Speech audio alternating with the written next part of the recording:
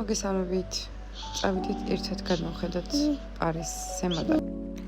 სანამ ბალონებთან მივალთ, არის ულამაზესი პარკი.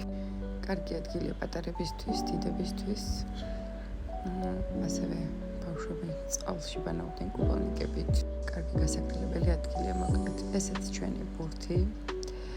მივალ ახლა ბურთთან და ვიმოგზაურებ. მანამდე კი აუცილებელია ვიდეოები ჩავწერო. ძალიან ცხელოდა ბალონის ჩამოსვლამდე მივირთვინებინი. ისიც ბალონი დაჭდა. ძალიან ლამაზია, ასევე ახლოს რაღაც განსხვავებული ემოციები აქვს. აბა წავედით.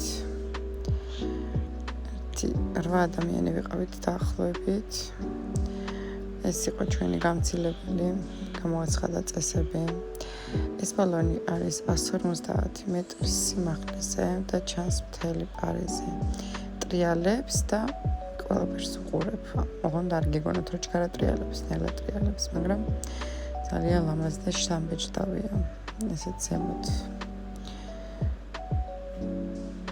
ნახეთ რა ლამაზია, ულამაზესია და ასევე მინდა გითხრათ რომ ქარიან ამინში და ცუდამინდებში ბალონი არ მუშაობს არადის ზემოთ.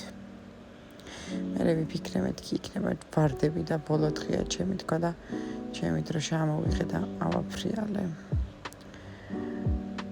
ხონდა გაიგოთ ყველას რომ იქ ქართველი იყო. ესეც პარიზის ულამაზესი ხედები, დიდებული ეიფელი. თითქმის ყველაფერი ჩანს. ეს ადგილი არის მე-15 პარიზში მეგობრებო. მიდის მერვე ნომერი მეტრო. ბილეთები შეგიძლიათ შეიძინოთ ადგილზე და ასევე ონლაინ. ჩვენს ვიდეოც გაცითრებული მქონდა და ამას ვერაფერ დავაკეთებ. ზემოთ დაახლოებით 15 წუთი ვიყავით და დავეშვით თან ქვემოთ. თუ პარიზში მოგზაურობა გსურთ, დამიკავშირდით.